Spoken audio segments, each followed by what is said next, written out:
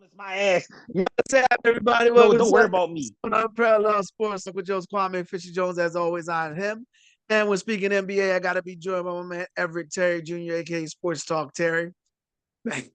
You're all over the place, man. So we got a lot of He's NBA. like that. Speaking of all over the place, we got a lot of NBA news, but it's all coming down to one specific issue. Nobody wants to be anywhere. Jimmy Butler wants out of Miami. Pat Riley wants him out of Miami. We're not going to open up with that. We're going to open up on De'Aaron Fox, the trade That's my that was guy. inevitable, the move that was inevitable. If you go back through the history of the show, I have been a very big, I guess I was a supporter of De'Aaron Fox getting the hell out of Sacramento. Sacramento is what I call an organizational stench that they cannot get rid of. You cannot. It's like that smell from the Seinfeld episode where they can't get that smell out of the car. You can't get the smell of rottenness that is the Sacramento Kings. So De'Aaron Fox was apparently a Mike Brown guy. I don't know how true this is. This is This is just what I've heard and read. I have no inside knowledge here. And I mean, sometimes I say that and I know something, but no, this I. But apparently, and Monty McNair fired Mike Brown, and it was solely his decision. So De'Aaron Fox didn't request a trade; he just refused to re-up because he wanted to see how bad they were going to be this year before he re-up. So now we're at the point where he's probably going to be moved. And I am a little bit frustrated at the fact that a player of his caliber is going to be moved on a trade deadline because that means he's going to go somewhere he'll probably be a rented player, much like Rasheed Wallace was before he found his way to the Detroit Pistons. He played one game for the Atlanta Hawks, then got traded to the Detroit Pistons like the next night. Winds up going to Yeah, the Pistons, they win a title. But the rules have changed, so if he gets traded, he's going to have to finish out the season there. right. And there are a lot of rumors. The one that you're hearing consistently, though, is the Aaron Fox of the San Antonio Spurs. I'm not a fan of that deal. It doesn't make sense to me. There's no way the Spurs are going to give up Castle, who, if I can see the sunshine that is in this kid, I'm sure the Spurs can too. And I don't think a Castle, Wimbyamba, Fox trifecta works. So I have some other teams, but before we get to where he should go, why do you think he wants out of that? Well, that's what it said. Why do you think the Sacramento Kings are having a hard time signing him to an extension? So when you've been stuck in mediocrity for a long time and not won anything, and you get a guy that actually cares about winning, unlike anybody that plays for the Sixers besides Maxey. Um, you He get hurt his guys who don't pinky. care about just He collecting. hurt his They don't care pinky. about. They don't care a lot. They don't care about just collecting checks. They actually want to win. They want to play for something. You get guys who get frustrated with organizational losing. Now, the Sacramento Kings took leaps and bounds from the cesspool of wasted, barren, desolate, winless seasons that they were in forever, going back to like Mike Bibby and the Kings in the 2000s, Vlade Divac, Peja Stojakovic, Chris Webber and the boys, way back when. That was the last time they were relevant. So they finally, 20 years later, figure it out and get relevant again. Great. Okay. Seemed like they were trending in the right direction. Sabonis is a very, very good piece. Top 7, 8 big man in basketball. You put him with De'Aaron Fox. You got a lot of role complementary players all together. But in the basketball, especially in the West, style makes fights. They matched up and didn't win. Okay. Normally, organizations want to run it back. The problem is the mistake they made is they should have re-upped De'Aaron Fox last year. And He now wouldn't they sign an wait till he gets an extension. opportunity. Of course, but that's because he wanted to see if they were committed to winning, going out making that big splash player, that superstar guy that's going to come and get them over the hump in the West when you got the Denvers and the Minnesotas and the Dallases, and of course the SGA, Oklahoma City Thunders, all ahead of you. And this year the Rockets ahead of you. So you got about 5 or 6 teams that you got to make a significant move to leapfrog. And respectfully, as much as hey, listen, I'm a big fan of Harrison Barnes. I like them, way back when. I like them in Golden State. I love DeMar DeRozan. Those guys aren't needle movers at this point in their careers. Those aren't guys that are going to take you and say, all right, that's a splash player. You know who would have been a splash player that might have got him something that might have also been able to be a double win? Going against Zion Williamson from New Orleans. Getting a guy that has an impact on the game on both sides is going to give you some high energy. It's going to be coming and give him a change of scenery. So maybe he actually gets motivated to want to cut 15 pounds, be a little lighter, and play more consistently. Neither here nor there. Water under the bridge, not happening now. Now De'Aaron Fox is at a crossroads. Do I want to re-up and be like the Joel Embiid of the West, where I spent all my years with a franchise that's never going to get past the second round? Or do I want to try to get traded to an organization that has a shot at winning? Personal bias. I'd love to see him in LA. I'd love to see him with the Lakers. I think they cleared space by getting rid of D-Load to do it, but I don't think they have the pieces that Sacramento wants to make it happen, and there's no third team willing to help the Lakers get over that hump. Another team that I think could make sense would be the Spurs because they are on the rise, but they're having such a woeful season. It's like, why are we going to invest in a guy that we're going to have to give major money to when we have a franchise superstar guy and went beyond? They thought Chris Paul would be a nice bridge gap while Castle develops. I do like Castle. Is he better than Aaron Fox? Heck no, but could he be a really good player? Absolutely. I have him in that Tyus Jones kind of level where he's good. He can, have those spots where he can play well, plays defense. He's a little more athletic, a little bit bigger, pause, but he fits what the Spurs look for in terms of those utility, versatile DeJounte Murray guys who have the size to play 2 or 3 positions. So let me chime in here on a couple of things you said. First, the issue in Sacramento from a distance and up close personal. From a distance is you have a franchise that is not committed to treating its players and treating the team as if a top tier team. So what that basically means is this is an organization that is all over the place. They're scattered in everything they do, and that has trickled down to the players. They've had talent in Sacramento. They just haven't found a way to get that talent to stick. Now, how does that play into De'Aaron Fox? De'Aaron Fox refused to sign an extension. When he refused to sign an extension, that was the time they should have treated. Now you're stuck in a situation where, I like to say, I always tell kids, I tell my associates, there's no one standing behind you. And they always feel like, what? When they first sign in, they're like, what does that mean? That means you can leave whenever you want. There's nobody keeping you here. In the case of De'Aaron Fox, in the case of the organization, there was nobody keeping them with De'Aaron Fox. You make that trade and you move on. And it's saying it happened in Miami. This thing where you got to prove a point and, they're not going to tell me what to do. That's pride. And what does the book say? Pride always comes before the fall. That's where you're at with Sacramento. Now, you're trying to offload a guy who's you're going to get pennies on the dollar, every cliche you could think of, because he's not motivated to play.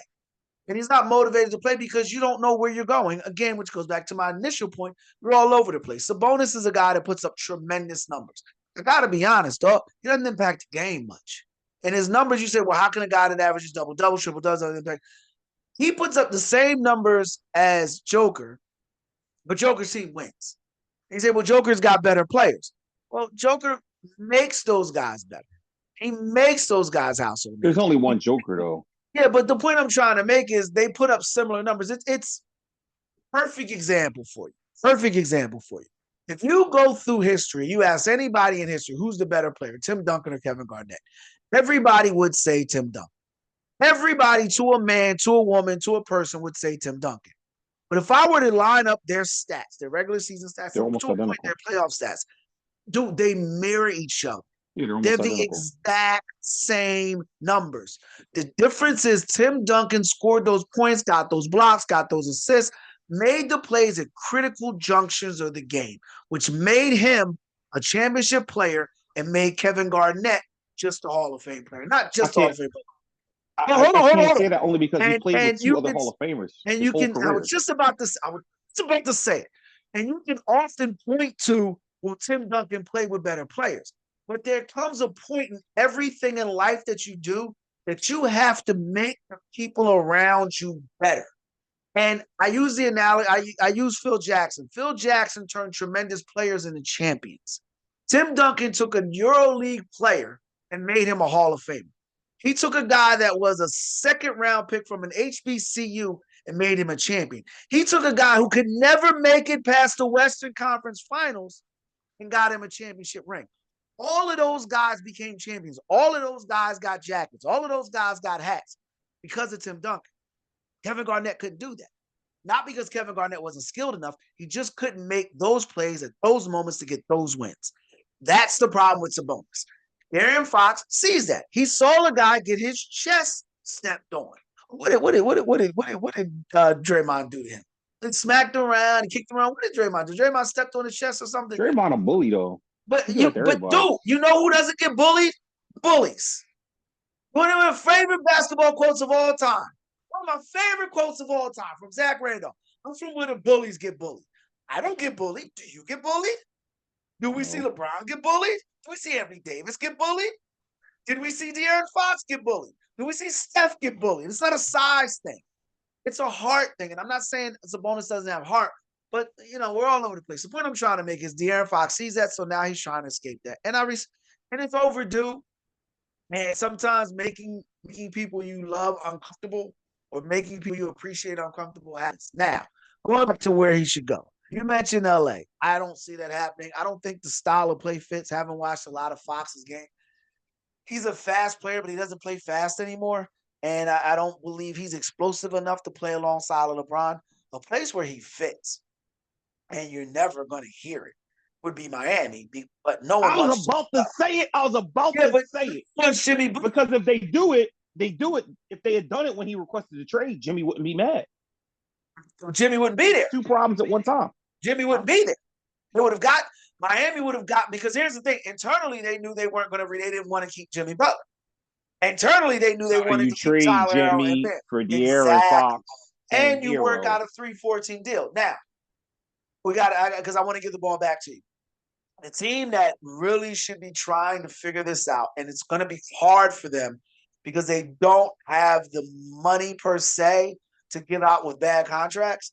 And that means you're going to have to give up somebody. But as long as you don't give up Suggs or Ponchero, then I think you make this move. Ooh, Is Orlando. I really love, and not for the reason that everybody thinks, for one reason. Orlando has a tremendous coach in Jamal Mosley. You get him a bona fide, in his prime player to go with two pit bulls who have no and idea when to Banchero and bite Wagner. Yep. and don't have They no idea become when they very formidable if they add and De'Aaron Fox to Orlando. And they're it's a stone's throw to Miami if you want to fighting party on the weekend. everybody. That's the thing about Orlando. They're biting everybody. They just need to learn when to bite. Or De'Aaron Fox gives them that. Now, but the problem is, and I'm gonna give you back the ball. I don't know how they can make this deal without adding somebody else in there. Well, I'm giving them Suggs. Giving them No, Suggs for De'Aaron Fox. no. You gotta keep. I didn't mean to interrupt you. No, you can't give up Suggs. You can't give. Suggs is an impact player on the defensive side, and those are impossible to come by in the NBA. And not guys at I'm not high. arguing that, but Suggs has a hard time staying healthy, and he's unhappy with his diminished role in the offense. Remember, they're guard heavy. People forget that they still got Cole Anthony, they still got Gary Harris. I'm just telling you that they're loaded at the guard position. They got a lot of guys. I Yes, think Suggs Suggs is a is like great defensive player, second or third in minutes. Go ahead. I'm and sorry. and, Go ahead. and that's Go ahead. fine. But what I'm saying is his offensive output is at a diminished role because he's third on the pecking order minimum when he's in the lineup between Banchero and Wagner. He's going to be third for shots. He'd rather go somewhere where he can be a god. If he wants to be a defensive stalwart, great. But he still can average 18 to 20 per. He's good enough to average 18 to 20 per in the association. He just isn't in a position to get a chance to do so. I might look. See, they offloaded Wendell Carter Jr. So they don't have him. They got rid of Obama, so they don't have anything really young except for Suggs. Suggs is the trade piece that gets the deal. You're not giving up Wagner or Banchero for him, so you go through. And if I have to give up Suggs 2-1s and some throw-ins to go get the Aaron Fox, absolutely. Let Suggs go out there to Sacramento and go be who he's going to be out there, and you just run with what you have. That's me. That's what I'm doing if I'm Orlando, because now you have a formidable three-headed monster with Fox, Wagner, and Banchero. That gives you guys at all three levels of defense in the front court, middle level, and the back court that can all sit there and can all give you something that teams have to account for. And it makes them a team that's balanced because they've got these two guys that can put up 20 to 25 a game. But when you look at their stat lines, they seem kind of empty because they're not being given the ball and fed the ball at the right spot. It's just come down, throw it to him, let him create. That's not really offense, but he doesn't have that kind of facilitator like a De'Aaron Fox who's going to command the defensive double teams, who's going to pull guys in to give them open looks, who's going to have all those different things happen that can help them maximize their potential. And I think if they do that, they immediately leapfrog the top 3, top 4 in the East. I mean, they were that before they started getting injured. So them getting back in that position now makes them a formidable challenger for a Cleveland, for a Boston. Not saying those teams won't still beat them, but they're much more formidable now because they've got enough weapons that they can get into a running match with them. Right now, the I hate doing this when I'm on the phone, so I'll do it later. Right now, though, their record is 24-25. They just lost by 29 at Portland. Mm-hmm. They're right for a change. We disagree. We agree on the fact that they should be front in line for Fox. We disagree on who they should give up. I would give up Wagner. I have no problem with giving up Wagner. Hell Only no. because I just think that you've got some redundancy there with Panchero, and the NBA is a guard-driven league. Jesus, I'm full of cliches. It's like NFL, not for long. You play every game like it's your last, but the NBA is a guard-driven league. If you have a guard that can compete on both sides, but more importantly, who can compete at a high level on the defensive end and who can get better, and the holes in his game are things that can get better with time.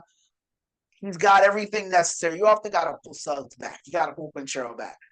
I think Wagner has reached the ceiling. I don't think he'll be a better player next year. He's still a good player. Don't get me wrong. I'm not trying to disrespect his game, but I don't see the growth potential. I look at and just follow me here. I'm going to try to speed this point up. Look at a Pinchero, Suggs, Fox right, team and the NBA South with Orlando, Miami, mess. That's probably what people try to tell you about Pat Riley. A mess. Pelicans, or not Pelicans, Hornets, a mess. Wizards, a mess. They could win, they could theoretically win their division every year and be a top 4 seed. You mentioned Cleveland, they could be better than Cleveland. And Fox is when he's on his game, which which he only was for a few. He hasn't been much this year, but when he's on his game, he's one of the best defensive players in the game. On the ball defensive, not steals, deflects. I'm talking about on the ball defenders. You add him and Suggs, you've got one of the best defensive backcourts in the NBA. I'm not making that move. I'm not getting rid of Suggs, but I think we both agree that Orlando is the best destination for him. Floor is yours. I agree that Orlando is the best destination, and I understand that you're saying, Suggs and him would create defense. But at the end of the day, Suggs can't guard Jaylen Brown or Jason Tatum. Suggs could maybe guard Darius Garland. He ain't guard Mitchell. So you're trading a guy in Wagner who's giving you 20 points per game at the small forward level you have to account for. The argument that him and Banchero are the same isn't. Franz Wagner is the more athletic version of Chris Mullin. He scores 20 per game, but he can get to the rim. Him and Banchero are totally different. Banchero will get down there and bang for elbows. He'll go get the rebounds. He'll do the grunt work and play like an undersized power forward that's just athletic. That's not Franz Wagner. Wagner's going to float around the 3 line, take the mid range, and attack the rim. I've watched some Orlando basketball this year, and that's what I've seen from the way that they play. Mosley's playing to their strengths. Wagner's going to space the floor and be able to shoot, allow Banchero to work down low. Those guys play off each other, not play into each other. So they still need the both of them to create the spacing. But what you need is a guard who's going to be able to penetrate and draw the defense to give Wagner more looks, to give Banchero the easy dump offs. That's what you need. Suggs doesn't give you any of that. Yes, he plays defense. That's great. That's 1 out of 5. But they play good team defense. And them losing Suggs wouldn't be a deal breaker on them being able to still win games. And in the playoffs, like I said, it ain't going to come down to, oh my God, Jalen Suggs made this stop and they won the second round against Boston. What's going to come down to is, can they score enough points to outscore the Boston Celtics? Because Boston can score from everywhere. Pritchard. Porzingis put up a 30 biscuit the other day. They got scoring all over the place. So even if you have one defender, if you don't have 5, you're still going to have to outscore them. And Suggs doesn't give you enough scoring output that offsets holding back on a 25 to 28 point per game score in that offense in a De'Aaron Fox. I think he also would see more assists because he's passing the guys that are capable scorers. So he'll be averaging 9, close to 10 assists a game. Well, now you're talking about him being top 2, 3 in the association instead of top 4, 5. So I think the trade makes sense for Orlando. Miami would have been another spot, but they should have pulled the trigger on the trade a year ago to make it. Oh, They're nobody too late wants Jimmy now. Butler. Right. Nobody wants Jimmy Butler now. So now they're Nobody stuck. wanted him before. I agree. Listen, he's worth about a half-empty bottle of used Visine. Like, that's not much. That's not much. He's Pepto-Bismol on an empty stomach. Not necessary. All right, Right. so right, real quick to your point, because you raised a good point. And Wagner actually leads the team in scoring, 24 points a game. It's actually 25. Panchero's 24. You're not going to trade your leading scorer. Teams have done it, but the shooting is a problem Orlando has. Fox is a better shooter than people think, but you're drastically changing your offense if you add Fox. Bottom line to me is Orlando would be the best fit. We go Miami doesn't work for me, and we're gonna. So why Miami doesn't work? Because I think organizationally Miami's overvalued. Eric Spoelstra is, I actually think Mosley has potential to be as good as Spoelstra. Spoelstra is one of the best coaches in the NBA. Bam plays We hard. agree. Harrell, when he's healthy, plays hard. They develop players well. But as an organization, they're just not that good. And the reason why I bring that is because when you talk about the Miami Heat not being good, and that's why Fox doesn't fit, there's another organization where Fox was rumored to go, and he refuses to go. Jimmy Butler, there's being rumors that Jimmy Butler's going to go there, and Butler's come out and say he doesn't want to go there. That's the New Orleans Pelicans. Dyson Daniels recently said that the New Orleans Pelicans are cursed.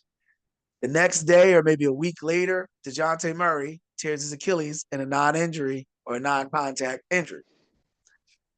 I don't believe the Pelicans are cursed. I think they're incompetent. I think there's a difference. I think when you think of cursed, the Sixers are cursed. The Sixers are cursed. No, the Sixers just have horrible leadership. But they keep picking the same leaders. And recently, Harold, That's not being cursed. That's called being stupid. we'll get to that in a second. The reason why I say the Pelicans are incompetent: CP3, Anthony Davis, Zion Williamson, CJ McCollum, Jesus, Drew Holiday, David West, DeMarcus Cousins, Eric Bledsoe, Tariq Evans, Brandon Ingram. They've had tremendous talent in New That Orleans. is a McDonald's AAU All-Star team. And Eric Gordon, I'm not going for it. Rajon Rondo, like the list, dude, goes on and on and on. They've squandered the talent. It's incompetence. It's not cursed. Now, you take it to advantage, like you take it to the other side of the coin, to the Sixers. The Sixers have found a way to hit the worst player. They could be staring down talented future Hall of Famers, and they will pick the center with the bad back and the back foot. They could be staring down a draft of guys that have played high level basketball at high level colleges. Oh, you mean like And Jason Tatum when they I was went in? just about to say that. And they decided to go with a guy who they question his motor. They could have a chance to bring in an NBA icon, a guy that's thought to be the logo, and they decide to bring in a guy that coached Michael Jordan. The Sixers are cursed. The Pelicans are not cursed. They're just incompetent. They've had talent. They have, and shout out to my peoples in New Orleans. Last I checked, they still have a football training staff taking care of NBA players. That's why you have so many lower extremity injuries down there. They still play in a place that's named after smoothies and the Smoothie King.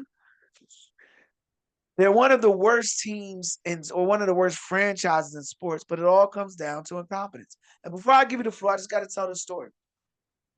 George Shin gets the team in Charlotte, then decides he wants to move the team out of Charlotte. David Stern gets mad and says, no, you can't move the team. So he decides to find a way to muscle the team out of Charlotte. But they can't, so they decide to go to New Orleans. But they can't get to New Orleans because of Hurricane Katrina, or so it was one of the hurricanes out there. So they wound up in Oklahoma City. Oklahoma City, yeah. Yeah. So David Stern gets mad and puts them in the division with three of the best run franchises in the NBA. That's how the Pelicans wound up in the Southwest Division, because Dallas is one of the top run teams in the NBA. Houston at the time was one of the better teams, but San Antonio. And when you look, those teams perennially finish with 50 wins a year. So the Pelicans were doomed the moment they went to New Orleans because they had an incompetent owner, which has stayed still with the incompetence. Floor is yours. I mean, listen, at the time, David Stern got in his feelings, made an executive move, because I heard about this, and they've never really recovered from that. My issue is, at what point do we take accountability for the fact that these guys have whiffed time after time when it comes to moving players like Brandon Ingram, who's got talent but clearly don't want to play there. That man takes a lower hamstring injury and sits out for 5 months. Like, and he does it every year, and he still won't trade him. Like, what are we doing? Like, he doesn't want to be there. Let him go. Zion clearly doesn't want to be there. He wants to chase women on the gram. Let him go. Like, get these guys off the roster and bring in guys who want to play. Unfortunately, what happened to DeJounte Murray? Well, I mean, the thing is, the guys that you're trading are still young and have talent, and it's not a lot of public spectacle about a lot of these issues outside of Zion off the court. So a guy like Brandon Ingram isn't hard to move. You got to find a good landing spot for him and get decent trade value. He hasn't said anything publicly. He hasn't went out there and made any demands, but you move him. He's easy to move. He's easy Zion to has move been a if you're little more competent. public. He's easy to move if Well, you're competent. If here it you're an is. I mean, incompetent David franchise, Griffin unloaded Anthony Davis and got back what he got back, and we have seen very little come from that. They still haven't gotten the playoffs and won a round of significance. They still haven't, made any deep strides in terms of becoming a perennial franchise. And if you go top to bottom, just on the talent of their roster with guys like CJ McCollum, with guys like DeJounte Murray, with guys like Zion, they should be a lot better than what they are, but they're not. I mean, their best player is Trey Murphy. Listen, I know is I got him in Cooper fantasy. Flagg going to save them? He's putting up 25 a game. Yeah, and that's the thing. Cooper Flagg probably can save them, but You I'm gonna think tell you what's so? gonna happen. He's gonna go there and blow his knee out in training camp and not play his whole first Don't year. say that. Don't say that. I I'm get not I get your wishing it point. on him, Yeah, but I get your point. But with the I Pelicans being believe as cursed as they are, he'll go out there and tweak his ankle and be out for a year. Like these are the things that happen. I I Right off believe, the and beginning, but I hear you. But I think Washington's fighting harder for him. no, I don't think he's going to wind up in Washington. I think he's going to wind up in New Orleans, and I believe that New Orleans is going to wind up either in Vegas or Seattle. Now, you said that they're cursed again. They're not Vegas makes cursed. sense. They're incompetent. And the question that I posed when I sent you this, you probably didn't think about Cooper Flag being the face of the NBA. And he's on ESPN.com probably 4 or 5, let's say at least 3 to 4 times a week. They talked Because about the he's North hooping. Carolina Duke rivalry. Well, I in a full disclosure, I have not watched the kid play that I much. have. He hoops. Um, he seems like he's a good player from what I've seen. I still need to see more, and that'll come when he gets to the league. But I'm about to say you'll see it in March when the tournament comes up, and you'll see it when he's in the league. right now, he is the face of the NBA, and he hasn't played a game. So, do you allow No, that face to go? You'd say no. Who do you think? You want to say it's LeBron, but LeBron's on his way out. it's not LeBron at this point. It's a transition from. And here's the crazy part: the face Oh, of the NBA is not going to be an American player. It's going to be disagree either with that. Luke. I disagree with that. It's listen. Just hear me for a second. Walk with me for a minute down this road. Listen. Right now, you got to go by the guys that are gathering and drawing. Wemby is a huge draw in France. They're trying to get him big in the U.S. Okay, Wemby is arguably going to be one of the most generational talents we've ever seen because of his ability on both sides of the floor at his age. He Man, stays he's a freak. healthy. He's literally gonna break every defensive record in the history of basketball. Blocks. Oh, he's gonna crush those records. That's neither here nor there. He's one that is potentially the face. Luka was on pace to be the face until he started getting hurt all the time. Now Luka's, hasn't played basketball in 3 months and people forget that he's there. And surprisingly, Dallas doesn't look as good. They got to the finals and got obliterated because Luka played bad. If he played well, he'd probably be the face of the NBA. Tatum, people will argue, is the closest to the face of the NBA right now, but he's boring because he plays in Boston and he doesn't put a lot out there. He doesn't get in the front of the camera and say crazy things. He just plays ball and goes home like a Kevin Durant. And I respect it. But they want the face of the NBA to be a guy that's out there that's public and vocal. He's on Twitter saying stuff, whether it's good or bad, whatever it is that he's out there doing. They want him to be the face of the league, have something to stand on, something that they can market. Tatum, for their eyes and purposes, ain't that marketable. Anthony Edwards, I would say probably is the closest. Anthony Edwards got to stop making baby mamas. He got like 13 of them or something. Like he out there wilding, like he tripping. But When he's in he could Minnesota, be the face, but he's in Minnesota. That's one.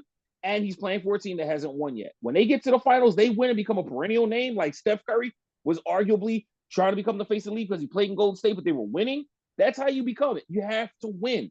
So I think the face of the NBA is not going to be an American player. I really, really don't. You've got SGA. If they win, you've got Wemby, but he has to play a little better. You got Luka, but he can't stay healthy. It's not going to be a 19-year-old kid who plays at Duke. It's not. it will It's be. not. It will be, and it is. And the reason why it is because he has something that every player you just mentioned, maybe outside of Wemby, but he's got two things going for him that none of those players have. I Number want to one hear this is, one. number one is he is a supremely talented Caucasian player. That always How sells. did I know that was coming? But I knew it dude, was that's coming. part of what it is. It always sells. It always sells. But here's another thing that he offers, and we got 3 minutes left in this segment, and I think I can close it down with this. He offers hope. See, when Larry Bird took Stop. the floor Stop. Stop. every night, team guys believe this Caucasian player was going. They hoped this Caucasian player would give it to the Detroit Pistons or the Los Angeles Lakers or the Houston Rockets or Philadelphia 76ers. That's what he offers. And nothing sells. Nothing sells more. And what is it? Say it with me. Come on. Come on, say it. The great white hype. Listen, what in the Digstown are we talking about right here? Because That's what Cooper Flag offers. it is That's why he's there. 2025. Listen, there's That's no more DEI. There's no none of that. You got to get on merit and skill, buddy. There's no, we're not just giving it to well, you he's for got skill. participation He's trophy got skill. purposes. He's one of the top players in the game right now. Right In, now, he's in, one of the in top players in the game. college, we all know we've seen guys who lighted up in Okay. college come in the league and they're Yeah, we average. do. Have them do it at the pro level against pros, night in and night out for a season or two. Then we can have that conversation. Nothing to say he won't do. We've got nothing to say he won't be a tremendous player in the pro. And just to keep to that, I prefaced the statement with saying I have not watched a tremendous amount of him. Which is why you saying that. Everywhere. No, I've seen this kid everywhere though. So he's Well, already highly got marketable. He's highly marketable. Of course, he fits the prototype of what the NBA was built on. So yeah, what was it built on? Well, listen, for poor little Timmy sitting in a suburban home watching it on the big screen, who used to wear the bandana when Allen Iverson, was playing ball and wanted cornrows but couldn't grow his hair that way. That's the kid that they want to look at basketball and say, I can be him. See, that kid, little Timmy, couldn't relate to 7-foot Shaquille O'Neal. He can relate to 6-foot Allen Iverson. 7'6" Hollywood from say Wembanyama either. He can't relate to Wembanyama, but Wembanyama is likable. But he can relate to, hey, Cooper Flagg is blonde hair. He plays basketball in his mom's yard. I can relate to this. I do this. I want to be the next Cooper Flagg. I get it from that point of view in terms of marketability and where the NBA makes its revenue. Wind up. I'm gonna shut the door on you on this. You know he's gonna wind up. Tell me where. Utah. That's it for this episode of Unparalleled Sports Talk. If you enjoyed the episode, make sure you like, share, subscribe, comment, whatever your podcast platform allows you to do. He's Everett Terry Jr., aka Sports Talk Terry. Utah Jazz have the second worst record in the NBA. Just saying. Oh, they're gonna get that ping pong ball. They're gonna save their whole franchise. Just saying. With that. It ain't a mistake. It ain't no mistake that LB wound up in Boston. If you enjoyed the show, we appreciate you. Until next week, we appreciate your time of year. You be easy.